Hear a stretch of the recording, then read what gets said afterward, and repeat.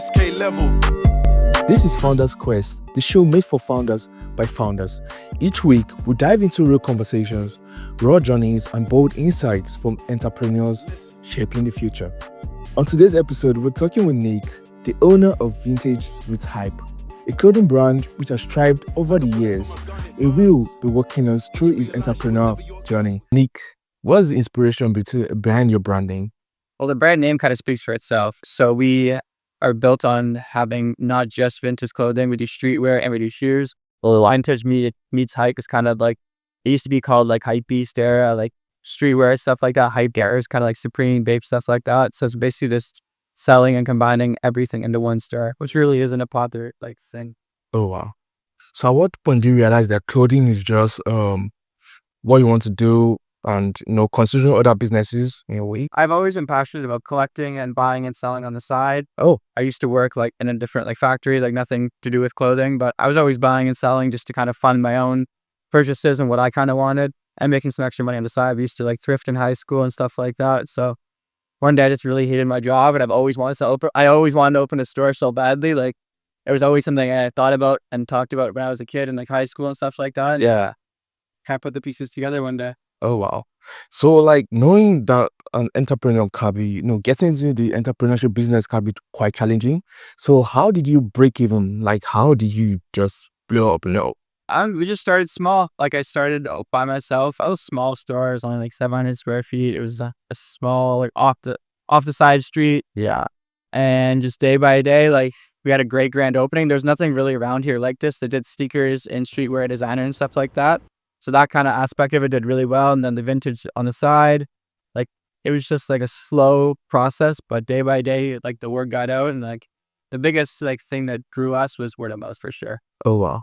So like what challenges did you face while, being into this business, There's hundreds of challenges. I think our biggest challenge starting out, we had a lot of robberies. Oh. A lot of thefts, which was really tough. Dealing with the insurance side of it and like trying to like rekindle inventory and like restock everything was very tough. Oh. And defeating. Another huge thing is trying to find like the balance of like work and like pleasure. Like I work 24/7, it seems like all the time. So it's slowly kind of like find the nice healthy balance between that. Oh shit. Like so like the robbery, like, that was like when? Was it like when? So like 7 or 8.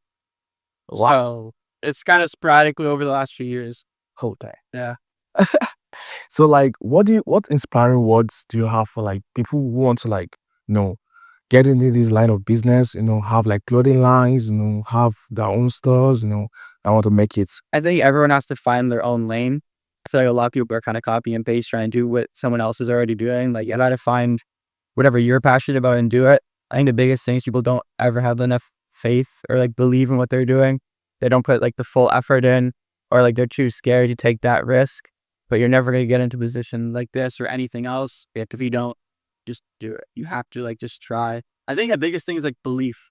Oh. You have to believe in yourself. Like you can't be doubting what you're doing. You can't like be second guessing or thinking it's not going to work. You just have to have that mindset that it's gonna succeed. You gotta like do it. Yeah.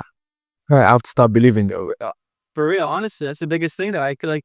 A lot of people just don't have like the full, like, I don't know, the full faith in themselves. Oh yeah.